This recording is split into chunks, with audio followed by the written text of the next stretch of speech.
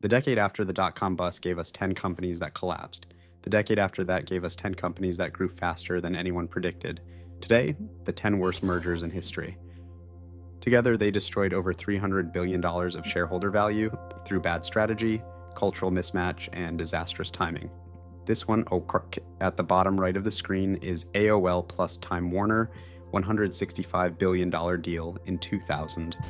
$99 billion loss 2 years later, still the worst M&A failure ever recorded, and it's only number 1 of 10. 10 mergers, 5 failure patterns. One question: when two companies announce a merger valued at tens of billions of dollars, the press conference always uses the same words: synergies, scale, market leadership, value creation for shareholders, board sign-off. Investment bankers collect 3%. Then, somewhere between 2 and 7 years later, the stock chart tells you what actually happened. Sometimes a slow grind down, sometimes a write-down that erases more value than the entire deal was supposed to create. What separates a successful M&A from a disaster? Not size, not industry, not even the quality of the executives signing the papers. The pattern is simpler. Bad mergers fail in 4 ways. The strategic thesis was wrong. The cultures could not coexist, both companies were already declining, or the deal was announced at the top of a cycle that was about to invert. Counting backwards from number 10, 10 mergers that destroyed over $300 billion together. Number 10, Quaker Oats and Snapple, 1994, $1.7 billion acquisition. Quaker had just hit a home run with Gatorade, bought it in 1983, scaled it through supermarket distribution. They saw Snapple's iced tea brand and assumed it would work the same way. It didn't. Snapple's brand was built on convenience stores, gas stations, corner delis, 20-something hipsters, and the Wendy the Snapple Lady ad campaign. Quaker fired the agency, rebranded, pushed Snapple into supermarket aisles. Sales collapsed. 27 months later, Snapple sold to Triarch for $300 million. Quaker lost $1.4 billion. Don't extrapolate from adjacent successes. Gatorade and Snapple were both beverages, but the mechanics were completely different. Number 9, eBay and Skype, 2005, $2.6 billion. The thesis: buyers and sellers on eBay would call each other to negotiate big-ticket items. The reality: eBay transactions were already low friction. Voice calls added complexity, not value. eBay went through 4 management changes at Skype in 4 years. Skype engineers, independent, code-driven, allergic to corporate process, left in waves. The technology didn't decay, the product just had no place in the eBay platform. 2009, eBay sold 65% of Skype to a private group at one point. $9 billion implied valuation. The platform was great. The thesis was wrong. Number 8, News Corp and MySpace. 2005, $580 million to acquire the largest social network in the world at the time. 6 years later, sold to Specific Media and Justin Timberlake for $35 million. Old media couldn't operate at internet speed. While News Corp tried to figure out cross-selling ad inventory, Facebook ate MySpace alive. By 2008, the gap was already permanent. The MySpace acquisition is the same story as AOL plus Time Warner. 5 years apart, half the budget, identical mistake. Number 7, Sears plus Kmart, 2004, $11 billion combination of 2 retailers in decline. Hedge fund manager Eddie Lampert engineered the deal. The thesis: combine 2 weak retailers, share buildings and suppliers, cut costs, return to profitability. What actually happened? While Sears Holdings was contracting, Amazon was expanding, Walmart was modernizing, Target was repositioning toward style. Sears Holdings did nothing comparable. Lampert prioritized financial engineering over retail innovation. October 2018, Chapter 11. Combining 2 weak players doesn't create one strong player, it just slows the decline. Number 6, Sprint plus Nextel, 2005, $35 billion.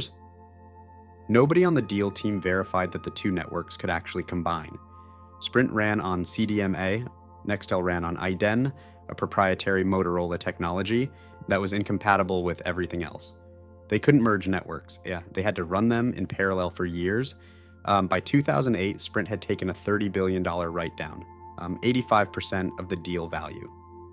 Nextel's push-to-talk customer base, construction crews, small businesses, fast decision teams, fled to Verizon and AT&T. The Nextel network finally shut down in 2013. Network compatibility is not optional due diligence in telecom, M&A. Number 5, HP and Compaq, 2002, $25 billion. The shareholder vote barely passed, 51 to 49%. Walter Hewlett, the founder's son, ran an open campaign against the merger. The pitch combined the second and third place PC makers to challenge Dell. The reality, two companies losing market share to Dell at exactly the same rate. Combining them just produced one bigger company losing share at the same rate. Engineering culture collided with sales culture from day one. Carly Fiorina was forced out by 2005. The PC business that HP eventually built came from neither legacy stack. It was a complete reorganization a decade later. When two competitors are losing to a third, merging them doesn't reverse it. The third is winning for a structural reason. Address the structure. Number 4, Microsoft and Nokia, 2014, $7.2 billion. By 2013, the year Microsoft announced the deal, Windows Phone had been on the market for 3 years and was at 3% market share. The platform war was already lost to iPhone and Android.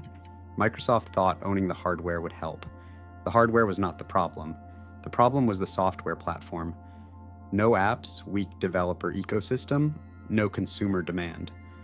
Owning Nokia's factories did not fix any of that. 18 months later, Microsoft wrote down $7.6 billion, more than the purchase price. 7,800 Nokia employees laid off. Microsoft retreated from consumer mobile entirely. Acquiring hardware doesn't fix a software platform problem. 6 down, 4 to go. Quick break. Sponsored by my own private community, we run frameworks for spotting M&A failure patterns before they close. Cultural fit checklists, top-of-cycle timing flags, network compatibility due diligence templates. Real case studies from operators who've lived through these mergers from the inside. Link in the description. Now, the upper 4. Number 3, Daimler and Chrysler, 1998, $37 billion. The press release called it a merger of equals. Within months, Daimler executives held the dominant board positions. German hierarchy met American informality. Decision velocity dropped tenfold. CEO Jürgen Schrempf's world company strategy never materialized. Different platforms, different brand positioning, different supplier networks, different decision rhythms. 2007. Daimler sold 80% of Chrysler to Cerberus Capital Management for $7.4 billion. They paid Cerberus $700 million in incentives to take it. 2009, Chrysler filed for Chapter 11, alongside General Motors that same year, which we covered in episode 1.7. A merger of equals is a marketing phrase. One side always controls the post-merger decisions. Plan accordingly. Number 2, Citicorp plus Travelers Group, 1998, $83 billion merger that created Citigroup, at the time the largest financial services company in the world. It required Congress to repeal Glass-Steagall, a banking law from 1933 that separated commercial banking from investment banking and insurance. Sandy Weill and John Reed lobbied successfully. The Gramm-Leach-Bliley Act passed 1999 specifically to legalize the merger. The financial supermarket thesis, banking plus insurance plus investments under one roof, assumed customers wanted one-stop financial shopping. Customers preferred specialists. 2002. Citigroup began selling Travelers back in pieces. 2008. Required $45 billion in TARP plus $300 billion in government guarantees to survive the financial crisis. Post-2010 Dodd-Frank effectively reimposed parts of Glass-Steagall. The merger that needed a law to happen was undone in spirit by the law that came after.